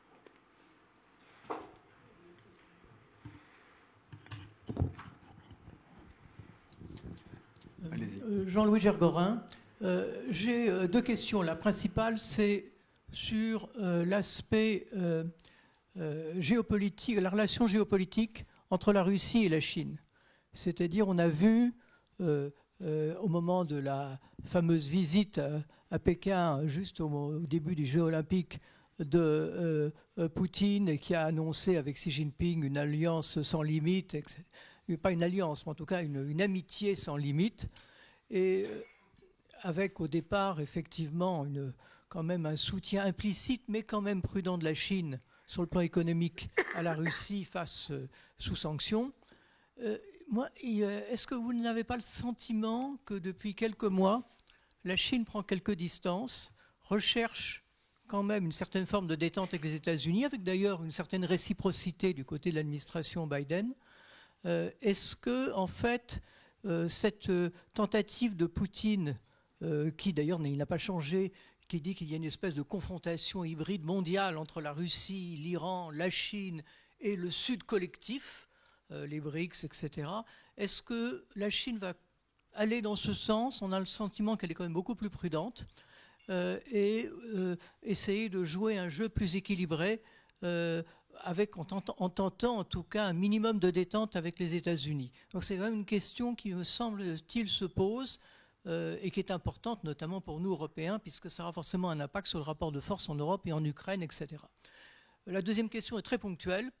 C'est l'affaire du fentanyl, qui est quand même une drogue de synthèse et d'autres équivalentes, qui fait beaucoup de ravages aux États-Unis et avec les trafiquants qui commencent à s'intéresser à l'Europe actuellement, donc c'est un problème pour nous aussi.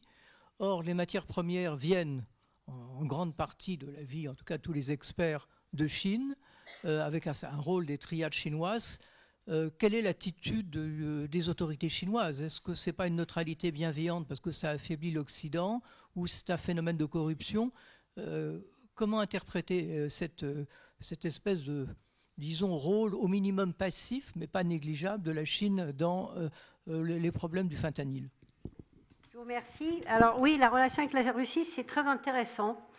Alors, en fait, vous avez raison. Enfin, la Chine est une puissance d'opportunité. Enfin, donc, il y a eu cette fameuse déclaration avec Poutine, et l'idée étant de montrer une façade, entre guillemets, au reste du monde, avec cette alliance entre les deux grandes puissances solides, autocratiques, opposées à une démocratie décadente et qui ne fonctionne pas, entre la Russie et la Chine. En même temps, alors, qui s'explique aussi par le fait que je pense qu'il y a un gros problème d'analyse en Chine, comme il y avait d'ailleurs en Russie au début, qui est que la Chine, je crois, Xi Jinping, alors je ne sais pas ce qui s'est dit lors de la rencontre Poutine-Xi Jinping lorsqu'ils ont proclamé leur amitié sans limite, mais je pense que Xi Jinping a véritablement cru que peut-être, ça y est, et la Chine et la Russie avaient les moyens d'imposer leur volonté. Il faut se souvenir que c'était peu de temps après le retrait américain d'Afghanistan, et la perception de la puissance américaine est au cœur de l'analyse que font ces deux dirigeants et leurs entourages et ce qu'ils en savent des équilibres mondiaux. Donc ils ont peut-être véritablement cru que ça y était. Ce qui explique aussi, comme je le disais d'ailleurs, l'attitude très agressive de la Chine et très contre-productive de la Chine. Juste, je reviens là-dessus, l'image de la Chine s'est considérablement dégradée depuis l'arrivée au pouvoir de Xi Jinping, parce que justement, il y a eu cette idée que ça y est, on pouvait s'imposer, et sans doute les deux ont pensé que, effectivement, eh bien, la Russie pouvait envahir l'Ukraine assez facilement et que ça retentirait sur cette image de puissance dont la Chine pouvait se servir aussi face aux États-Unis. Mais en même temps, vous avez raison, c'est une relation totalement asymétrique. Et par ailleurs avec un passif historique très lourd, qu'on a tendance à oublier. Alors les deux mettent en avant leur amitié, l'amitié russo-chinoise, historiquement, et je ne parle pas uniquement de la période du conflit sino-soviétique dans les années 60, c'est une relation qui a toujours été très, très asymétrique, où la Russie a longtemps dominé, entre guillemets, le grand frère soviétique, un certain mépris pour ces révolutionnaires chinois à la maoïste, enfin très...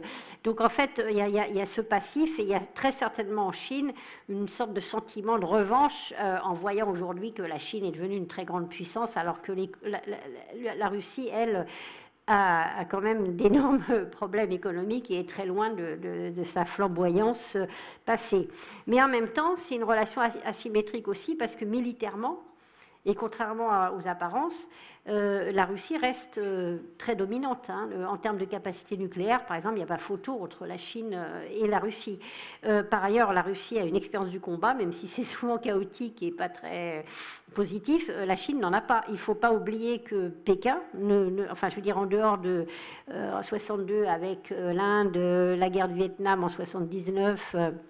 La Chine n'a aucune expérience du combat, donc les défilés sont magnifiques à la nord-coréenne.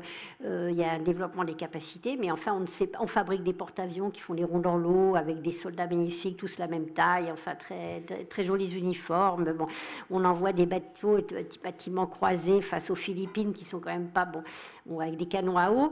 On ne sait pas ce que donnerait la Chine en termes de capacité d'action militaire réelle, et donc je pense que la Russie en Chine, je ne dirais pas fait peur véritablement, mais enfin, je pense qu'on se rend compte aussi à Pékin que si les choses étaient trop déséquilibrées, provoquer la Russie pourrait aussi avoir des conséquences. Ce qui a aussi permis le développement chinois, c'est le fait que la Chine a pu totalement se libérer, se détacher de cette menace soviétique qui occupait véritablement toute sa force, sa puissance le long de ces milliers de kilomètres de frontières pour se retourner vers le sud. Donc je suis assez d'accord avec vous. Il y a à la fois l'intérêt des deux côtés de mettre en avant une sorte d'alliance contre l'Occident, et en même temps, ce n'est pas la priorité pour la Chine. Poutine a intérêt à mettre en avant ce rapprochement avec la Chine parce qu'il est quand même très isolé sur la scène internationale.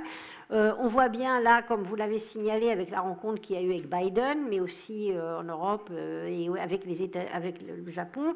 La Chine aujourd'hui est confrontée à des grosses incertitudes économiques, comme je le disais. Il commence à réaliser que l'attitude de provocation et d'agressivité a des contre-réactions, provoque des réactions, notamment aux États-Unis, avec les transferts de technologie, etc., qui sont très dommageables pour l'avenir de l'économie chinoise. Donc on a l'impression que les Chinois sont en train de mettre un peu un bémol à leur attitude très, très agressive et plutôt essayer de rétablir les choses, et surtout dans la perspective d'élections américaines qui pourraient voir le retour de Trump, qui n'a quand même pas une attitude très positive à l'égard des intérêts chinois. Donc si la Chine a besoin de se rapprocher des États-Unis ou d'apaiser les choses avec les États-Unis, elle le fera, quels que soient les intérêts de la Russie. Et d'ailleurs, pour nous, ça pose un gros problème.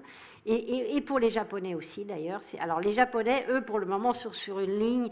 Il n'y a pas ça, il n'y a pas une feuille de papier à cigarette entre la position américaine et le Japon sur la Russie, sur l'Ukraine, etc. En réalité, quand on discute avec des experts japonais qui ont en privé, certains se disent est-ce bien malin de se mettre à dos à la fois la Russie et la Chine, et de ne pas plutôt essayer de recréer des divisions. Alors évidemment, c'est compliqué là, avec la guerre en Ukraine. La Russie a tout fait pour que ça ne fonctionne pas, mais enfin de créer plutôt des divisions entre la Russie et la Chine plutôt que de tout faire pour qu'ils s'allient, entre guillemets. Et d'ailleurs, c'est une question qui n'est pas du tout politiquement correcte, mais c'est une question qu'on peut se poser en Europe aussi. Alors je sais que ça ne se dit pas, que c'est évidemment l'invasion de l'Ukraine qui n'est toujours pas résolue d'ailleurs, a posé des... Enfin, c'est un des points insolubles pour le moment. Mais la question des équilibres, des jeux d'équilibre réalistes des forces entre la Russie, la Chine, le reste du monde, c'est une question qui se pose. J'ajoute juste un dernier point sur la Russie, et en liaison avec les risques de conflit, Taïwan, Ukraine, etc. Je parlais des sanctions possibles. Par exemple, admettons que la Chine, dans un moment de folie, décide que ça y est, ils vont envahir Taïwan. Enfin, en tout cas, ils vont lancer un blocus ou je ne sais quoi. Enfin, d'ailleurs, un blocus du détroit de Taïwan, est-ce que ça voudrait dire pour la Chine s'auto-bloquer, puisque 90% des échanges, c'est les ports chinois. Donc, ils peuvent s'amuser en pleine crise économique à s'auto-bloquer toutes leurs exportations, ou en tout cas que les compagnies évitent le détroit de Taïwan. Ce ne serait pas très logique, mais admettons. D'abord, il n'est pas du tout certain qu'ils puissent compter sur une alliance avec la Russie qui les soutiendrait massivement dans cette optique. Et par ailleurs, la Chine est beaucoup plus... On a beaucoup dit que l'économie chinoise était tellement puissante que finalement, elle était beaucoup moins vulnérable aux sanctions que la Russie. J'en suis pas certaine. En fait, la Russie, sa principale richesse, on le voit bien, c'est les exportations d'hydrocarbures. Et ils ont trouvé des marchés indiens. Alors les Indiens ne sont pas contents parce que maintenant les Russes veulent être payés en yuan parce qu'ils n'ont pas grand-chose à acheter aux Indiens, donc les trocs, enfin les échanges marchent mal. Les Indiens évidemment ne sont pas très contents qu'on leur demande de payer en yuan chinois le pétrole qu'ils achètent bon marché à la Russie. Et puis les Chinois en profitent évidemment en s'approvisionnement à un coût. Maintenant je crois que la Russie est passée devant l'Arabie Saoudite comme le premier fournisseur de pétrole de la Chine. Donc, y a cette, la Russie a des marchés pour les hydrocarbures et même des marchés de contournement, on le voit bien. Elle continue d'ailleurs à vendre allègrement, sans que le pipeline ait sauté, du gaz au Japon. Enfin, pas énormément, mais enfin, personne n'a fait sauter le pipe Sakhalin 2 qui approvisionne le territoire japonais, contrairement à ce qui s'est passé avec Nord Stream en Europe. Donc en fait, il y a des marchés pour ces hydrocarbures russes qui sont la principale exportation de la Russie. En revanche, la Chine, comme je l'indiquais tout à l'heure, la croissance chinoise ayant ralenti, l'exportation massivement redevient un des moteurs essentiels de la stabilité politique et de la croissance chinoise. Et si la Chine était confrontée, par exemple, à des sanctions qui portent sur le fameux système SWIFT, par exemple, qui autorise les échanges, on est très loin de l'internationalisation du yuan dont on parle beaucoup, mais qui est très limitée. Eh bien, la Chine serait quand même dans une situation extrêmement difficile si elle n'avait plus accès massivement à ces marchés des grands pays développés qui absorbent une part très importante de la production chinoise. Donc voilà, un peu sur la Russie. Et quant au fentanyl, là, c'est pareil, je ne suis pas non plus spécialiste de la question, mais je pense que ça fait partie, non pas forcément d'une stratégie chinoise destinée à détruire l'Occident avec la drogue et notamment les États-Unis, encore que, on peut toujours se poser des questions, mais c'est plutôt ce fameux bazar chinois, en fait, de mélange de corruption, du fait qu'on peut faire à peu près n'importe quoi, de non-respect des normes, et donc qu'il y ait des usines. C'est comme la Chine reste un des principaux exportateurs de produits comme on appelle ça, trafiqués, voilà, contrefaits. Donc voilà, ça fait partie de cette économie de la corruption, des relations, de l'autonomie des provinces qui vont avoir des usines plus ou moins, et qui a permis à la Chine avec des mesures de contrôle très limitées, de contrôler alors, le fentanyl, mais aussi les molécules pour les médicaments. Enfin, c'est des choses qui sont très simples à fabriquer en Chine, avec des réseaux d'exportation, comme vous le signaliez, les triades, une absence de contrôle véritablement efficace, qui fait que ça montre aussi comme la corruption, entre guillemets, le bazar que peut être la Chine, et qui n'est pas forcément contrôlée depuis Pékin, avec l'idée, ah ben là, on va détruire la société américaine. Alors peut-être que ça satisfait tout à fait les dirigeants chinois qui peuvent dire, regardez, cette société dégénérée de drogués, très bien. Et d'ailleurs, ils ont en partie raison. Enfin, c'est quand même dramatique, y compris d'ailleurs chez nous. Enfin, c'est pas les mêmes sources d'approvisionnement, mais enfin, on se retrouve quand même face. Je me souviens quand j'étais jeune et que j'étudiais l'histoire chinoise ancienne, je tombais des nues devant ce pays totalement gangrené par la consommation d'opium qui a vraiment pesé sur le développement de la Chine au XIXe siècle. Et on se retrouve quand même chez nous avec une société qui consomme massivement du cannabis notamment, et où on se dit, mais en fait, c'était ça, quoi. Enfin, je veux dire, une société totalement gangrenée par un type de consommation qui détruit, en fait, de l'intérieur nos sociétés. Bon, enfin, là, on s'éloigne un peu de la Chine. Chère madame.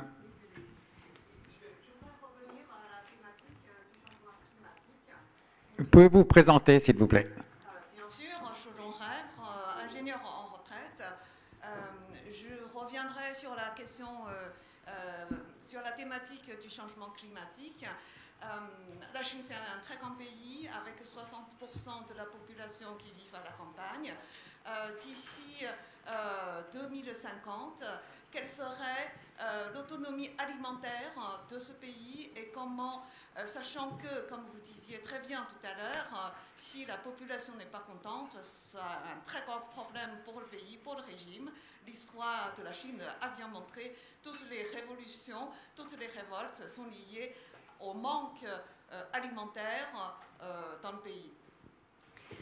Alors, je ne pense pas que la Chine soit confrontée. Alors, il y a des grands phénomènes de désertification dans certaines provinces, alors y compris d'ailleurs cette fameuse, là aussi quelque chose dont je n'ai pas parlé, la situation au Xinjiang, dans l'ouest chinois, avec, et puis dans le nord, avec des phénomènes de désertification importants, et que la Chine d'ailleurs tente de résoudre par des grands projets de contrôle des eaux. Et ça, c'est très chinois, entre guillemets, y compris Chine impériale. Hein, l'un des premiers empereurs mythiques, c'est celui qui a contrôlé le cours des fleuves en Chine. Et donc la Chine a ces grands projets, par exemple, de détournement des eaux du sud de la Chine, puisqu'en Chine du sud, au sud du Yangtze, du fleuve bleu, il y a des pluies très abondantes, il y a des inondations en permanence, donc il y a des grands projets de contournement des fleuves du sud pour apporter l'eau vers le nord, donc de redessiner en quelque sorte la carte hydraulique de la Chine, y compris d'ailleurs avec des projets qui viennent du Tibet et puis des projets qui viennent du sud de la Chine. Et ça rappelle là aussi encore une fois une autre période impériale, c'est la construction du Grand Canal en Chine qui a permis d'approvisionner Pékin, la capitale au nord, à partir des sources hydrauliques du sud de la Chine. Donc c'est quelque chose, une espèce de contrôle. C'est comme aussi ce contrôle du climat. Il y a eu des livres écrits là-dessus d'ailleurs, dont le nom m'échappe, mais qui sont intéressants.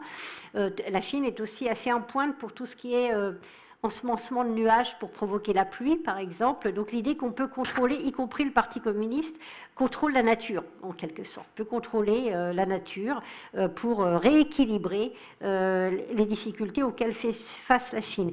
Mais en termes de ressources alimentaires, à ma connaissance, pour le moment, il n'y a pas de problème absolument majeur en termes de production et d'approvisionnement, même s'il y a une réduction de la population dans les campagnes. Et puis par ailleurs, la Chine, et l'Inde le fait aussi d'ailleurs, a progressivement acquis des terres, notamment en Afrique, pour la production. Alors c'est plutôt de la production, par exemple, de légumes, etc., pour l'exportation. Mais on voit bien qu'il y a cette volonté en Chine de tenter de contrôler les terres agricoles, y compris à l'extérieur. Alors on a eu un phénomène un peu pareil en France, mais assez confus et semble-t-il peu rationnel, donc avec peu, enfin je veux dire, ça n'a pas de conséquences considérables. Mais je sais que, et alors on a aussi peut-être le même phénomène vers certains pays d'Asie du Sud-Est, de tenter de contrôler des terres agricoles fertiles, y compris à l'extérieur du territoire. Catherine. Question. Bonjour, je suis Catherine Devenden, je suis directrice de recherche émérite au CNRS. Vous avez signalé la fragilité qui était liée au statut des migrants ruraux en Chine, non seulement pour eux-mêmes qui vivent illégalement comme sans-papiers, si j'ose dire, dans leur propre pays, en milieu urbain, et puis la faible capacité de consommation dans un pays qui cherche à développer précisément sa consommation de la part de ces gens qui ont des salaires très faibles. Où est-ce qu'on en est? Est-ce qu'il y a des projets de réforme de ce système qui est archaïque, puisque l'ex-URSS l'a abandonné, et aujourd'hui on a encore ce contrôle, et pourquoi? Alors en fait, ça c'est effectivement un des grands points de blocage qui permettrait un véritable de sauter un pas pour le développement chinois, c'est cette pratique du RUCO, donc le passeport intérieur, qui existe toujours. Alors il y a eu quelques réformes du RUCO, régulièrement on en parle, enfin c'est vraiment un sujet qui est récurrent et dont tout le monde dit qu'il pèse sur le développement de la Chine, parce que ces gens, encore une fois, non seulement ont des moyens limités, mais surtout ils n'ont quasiment pas de couverture sociale. Et donc ils sont obligés d'économiser. Pourquoi est-ce que la consommation dans le PNB de la Chine, je crois que c'est même pas 12%, enfin c'est très bas par rapport à d'autres pays, y compris en développement. Je crois qu'en France c'est 70%, aux États-Unis aussi. Enfin bon, donc c'est très bas, parce que les gens doivent épargner pour tous les risques. Alors on peut être migrant, aller en ville, gagner bien sa vie, ouvrir un petit restaurant, des boutiques, et c'est tout ce qu'on voit, hein, toutes ces petites économies qu'on voit en Chine quand on se promène à Pékin ou ailleurs, c'est des migrants de l'intérieur, c'est-à-dire c'est des gens qui vivent là, on les chasse pas, de temps en temps on les chasse, mais enfin ils reviennent, enfin bon.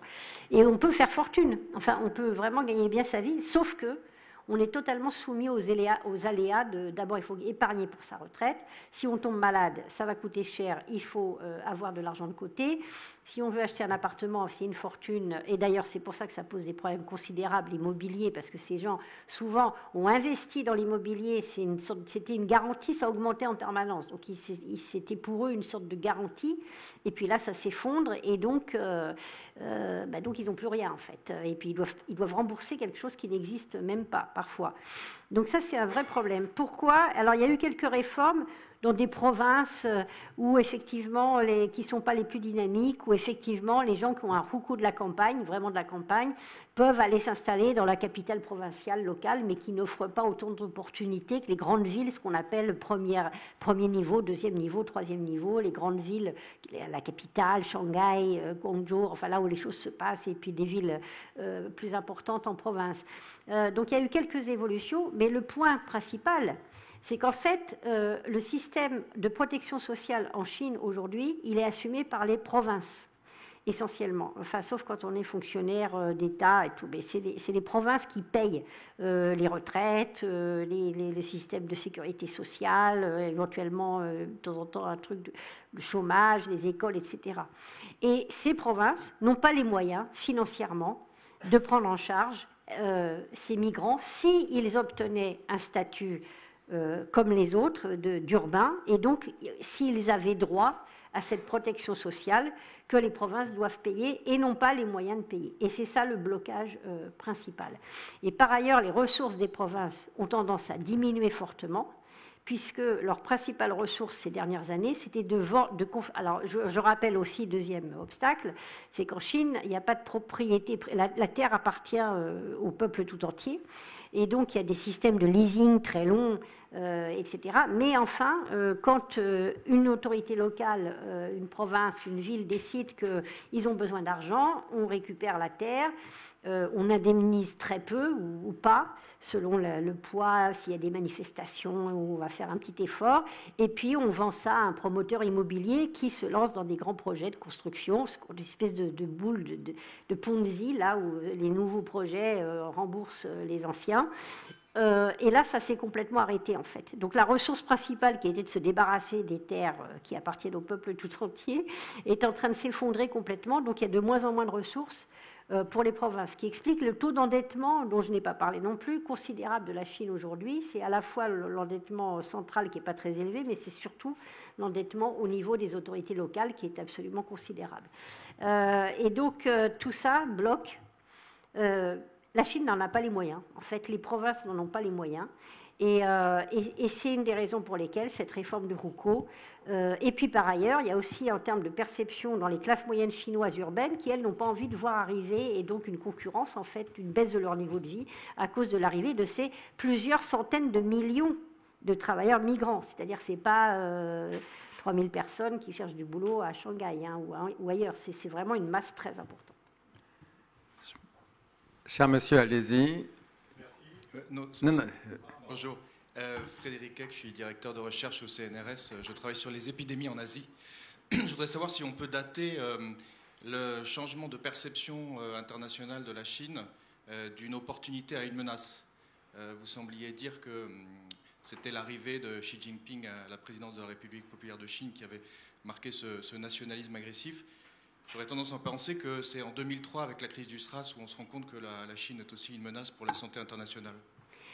Oui, alors il y a eu une évolution continue. En fait, on peut même remonter avant.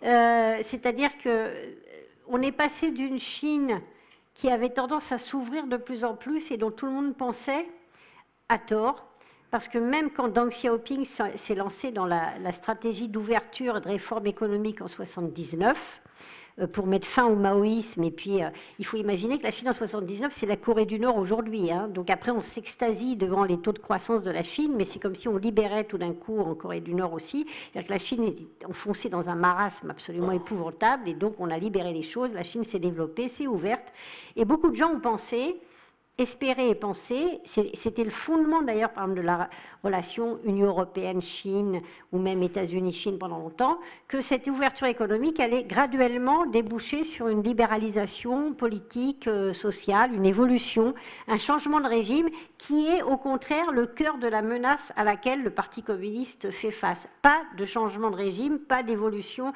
pas de révolution de couleur, pas d'évolution graduelle, et donc toujours cette volonté de contrôle. Et un des grands tournants, ça a été 1989, qui a ouvert les yeux au monde entier, où Deng Xiaoping lui-même, qui était pourtant favorable à l'ouverture et aux réformes, a mis un holà avec ce qui s'est passé place Tiananmen à cette attente de démocratisation progressive qui s'était exprimée en Chine. Et à partir de 89, avec ensuite dans les années 90, on a vu réapparaître l'enseignement patriotique, l'accent mis sur le nationalisme, le contrôle des récits historiques, enfin sauf qu'il y avait en même temps une ouverture économique très forte qui a donné lieu, encore une fois, comme je le disais, à des phénomènes de corruption, davantage de népotisme très important, et que Xi Jinping a voulu encore plus reprendre en main.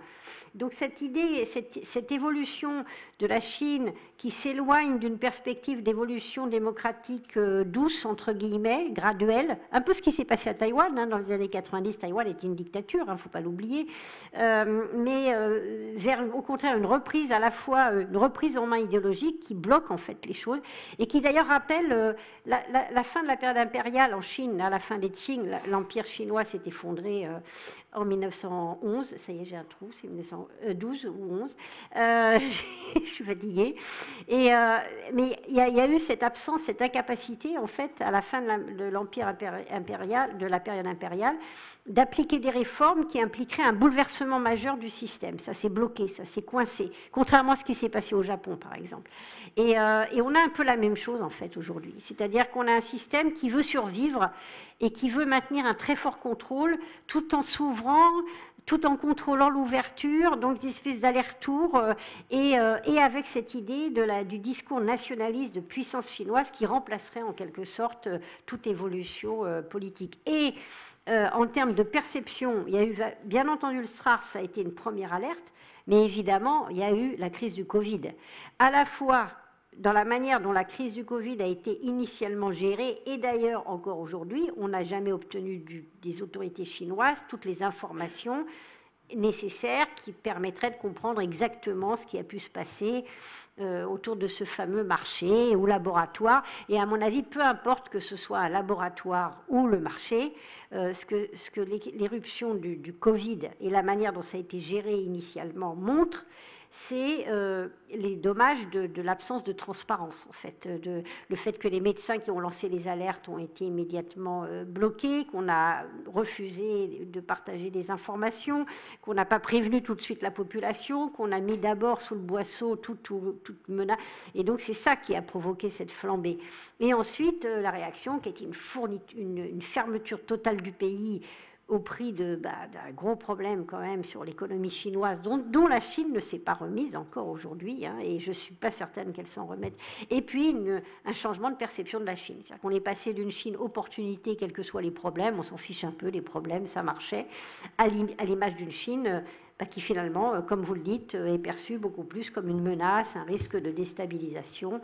Et ça, c'est très mauvais, parce que ça pèse sur l'accès au marché, la méfiance, l'accès aux technologies, et donc ça a des conséquences sur le développement chinois aussi.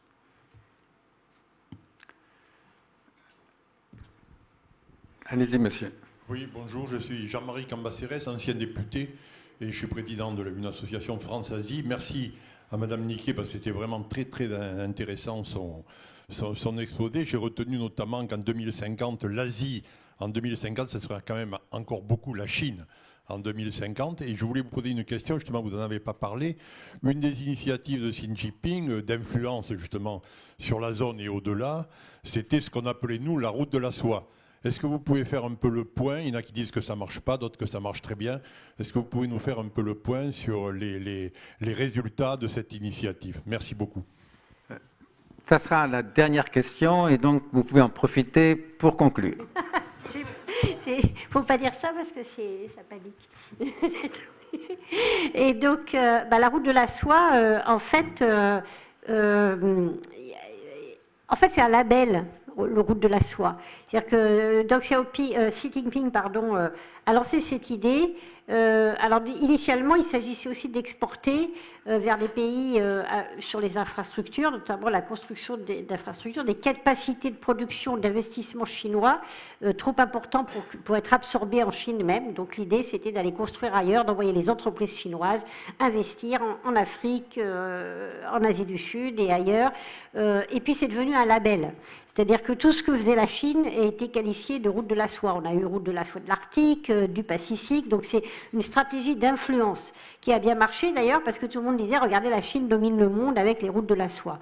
En termes d'investissement, deux éléments à garder à l'esprit. Un, la Chine a beaucoup moins de capacité d'investissement que par le passé. Elle a considérablement réduit ses investissements. Je parlais de la question africaine. Notamment, et donc forcément la route de la soie, on labellise, mais enfin les succès, ça représente à la fois la présence chinoise dans le monde, hein, donc effectivement la présence chinoise est très importante, notamment dans les infrastructures, et c'est vrai aussi que notamment dans les pays les plus pauvres, la Chine a offert une alternative, une possibilité pour des pays qu'on avait pas mal laissé tomber aussi, avec des coûts bien plus abordables pour ces pays-là, les infrastructures routières sur le continent africain, la construction de trains à grande vitesse là où ça pouvait se faire, même si c'est beaucoup les entreprises chinoises qui en ont bénéficié, parce qu'en fait ce que fait la Chine, c'est qu'elle offre des prêts avec l'entreprise chinoise qui arrive avec ses ouvriers, qui construit avec efficacité, il faut bien le dire aussi, des infrastructures. Et après, on tombe des nues en disant que les Chinois sont présents, mais effectivement, ils ont des atouts que nous n'avons pas, notamment en termes de coûts et surtout comme dit la Chine souvent, il n'y a pas de conditions. En réalité, il y a des conditions, mais notamment, la Chine est très sévère sur les remboursements. Elle a beaucoup de mal à accepter les rééchelonnements. On a vu au Sri Lanka, par exemple, les pays risquent de s'enfoncer dans la dette avec la Chine et le premier prêteur au niveau bilatéral. Et dans ce cas-là, la Chine récupère un port, par exemple, avec un leasing sur 90 ans. Donc, elle n'a pas d'état d'âme, en quelque sorte. Donc, il y a à la fois des aspects très positifs pour certains pays dans la construction d'infrastructures, mais la Chine a beaucoup moins de capacité, notamment en raison de son endettement, que par le passé. Et ce qui est intéressant, c'est que Les BRICS sont déjà anciens, puis on ne parlait plus des BRICS. En fait, il faut voir la dimension de discours politique et de puissance qui est attachée à ces grands projets. On avait les BRICS qu'on a un peu laissé tomber au profit des routes de la soie qui étaient exclusivement chinoises, donc la puissance chinoise dominant le monde. En termes d'image, c'était important. Et puis comme les routes de la soie, c'est plus compliqué. On voit ressurgir, là, on a vu ressurgir les BRICS tout d'un coup, avec ce discours, finalement, il y a un groupe de pays, on est plusieurs, contre l'Occident. Donc, il faut vraiment, je pense que d'ailleurs, c'est ça aussi qui fait, comme conclusion, la force de la Chine, c'est la force du discours et de ce qu'on est prêt à accepter. Et donc, avec un effet positif pour eux, c'est-à-dire que plus on pense que la Chine va être une très grande puissance, la première dans le monde, plus on est prêt à coopérer, à soutenir, à développer des liens qui servent ses propres intérêts. Mais si la mécanique se casse, c'est-à-dire que s'il y a un grain de sable qui vient se faire qu'on se pose la question, mais finalement la Chine, qu'est-ce que ça va être? Oui, peut-être la première puissance, mais est-ce qu'ils vont pouvoir dans la durée? Est-ce que le régime pourra durer sans évoluer? Est-ce qu'il ne va pas y avoir une crise majeure qui va véritablement nous poser aussi un problème? Eh bien, le discours et l'image, elle est performative aussi dans nos relations avec la Chine, mais elle est aussi très fragile. Très bien, il nous reste à remercier chaleureusement Valérie Niquet.